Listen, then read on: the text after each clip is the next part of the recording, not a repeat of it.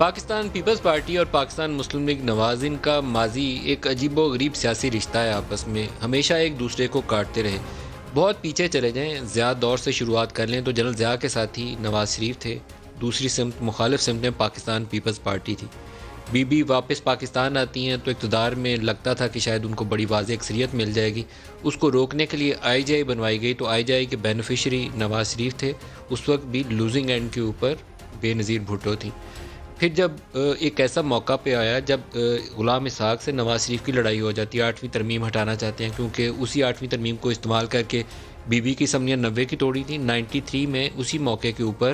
انہوں نے Peoples party سے بات چیت کرنے کی کوشش کی کہ غلام اسحاق سے صدر سے یہ اختیار واپس لے لیں، غیر جمہوری طریقہ ایک منتخب حکومت کو صدر چلتا کر دیتا ہے۔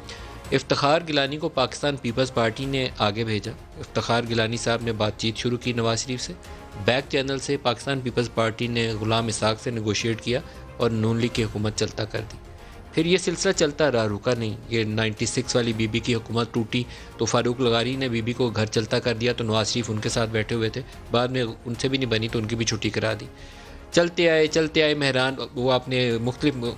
میمو گیٹ سکینڈل تک آ جائیں تو میمو گیٹ سکینڈل میں جب یوسف رضا گیلانی عدالت میں پیش ہو رہے تھے تو اس وقت بھی نواز شریف صاحب کوٹ پہن کر عدالت میں چلے گئے تھے، تو ان کا آپس میں کہیں ٹرسٹ قریب نہیں تھا۔ شاید وہ پہلا موقع تھا کہ پی ڈی ایم کے اوپر ایک اجلاس ہوا اور پی ڈی ایم کے اجلاس کے اندر ڈے 1 سے آصف علی زرداری اس حق میں نہیں تھے کہ اسمبلیوں سے استعفے دے کر باہر چلے جائیں، کیونکہ ایک عام تاثر یہ تھا کہ 2018 کے انتخابات میں جتنی قومی اسمبلی کی نشستیں پیپلز پارٹی نے جیتیں اور جتنی تعداد میں ان کو ووٹس ملے اور جتنی پروونشل اسمبلی سندھ کی نشستیں انہوں نے جیتیں وہ 2013 سے بھی زائد تھیں اور شاید ان کی جتنی ایکسپیکٹیشن تھی اس سے بڑھ کر تھی۔ اسٹیبلشمنٹ سے قربت کا ان کو کسی حد تک فائدہ پہنچا تھا، تو اگر وہ اسمبلیوں سے باہر چلے جائیں آج کی تاریخ میں تو دوبارہ انہی نمبرز کے ساتھ ان اسمبلیوں میں واپس آنا ان کا ممکن نہیں ہوگا۔ تو آصف زرداری کی جانب سے تجویز دی گئی کہ آپ بزدار کے خلاف نو کانفیڈنس موشن پیش کرنے کی کوشش کرتے ہیں پنجاب میں، کاف لیگ کو ساتھ ملواتے ہیں پرویز لائی کا۔ خود زرداری صاحب نے پرویز لائی کو ڈپٹی پرائم منسٹر بنا دیا، جس کے اوپر الزام تھا قاتل لیگ کہتے تھے اور کاف لیگ والے اپنے والد کے قتل کا الزام پیپلز پارٹی پہ لگاتے تھے۔ انہوں نے آپس میں سیاست میں اتحاد کر لیا، تو انہوں نے کہا کہ آپ بزدار کو اٹھانے کے لیے پرویز لائی کو ساتھ شامل کریں، اسٹیبلشمنٹ بھی ناخوش تو یہ سلسلہ آگے چل پڑے گا۔ اس کے اوپر نون لیگ نہیں مادہ ہوئی اور ان کا ایک ہی اصرار تھا کہ نہیں، استعفے۔ الٹیمیٹلی اتفاق رائے اس بات کے اوپر، اس جملے کے اوپر ہوا کہ مناسب وقت پر دیے جائیں گے۔ اب وہ مناسب وقت کبھی تو آنا ہی تھا، وہ دن آ پہنچا اور پیپلز پارٹی اس سے بیک ٹریک کر گئی۔ بیک ٹریک کرنا اس وقت آسان آپشن نہیں ہے پی ایم ایل این کے لیے، پیپلز پارٹی کے لیے ہے۔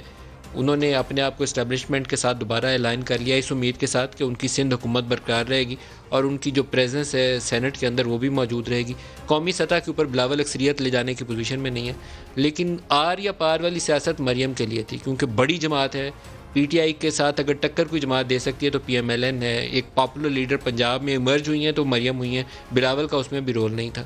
تو اس وقت آر یا پار کی اس جنگ کے اندر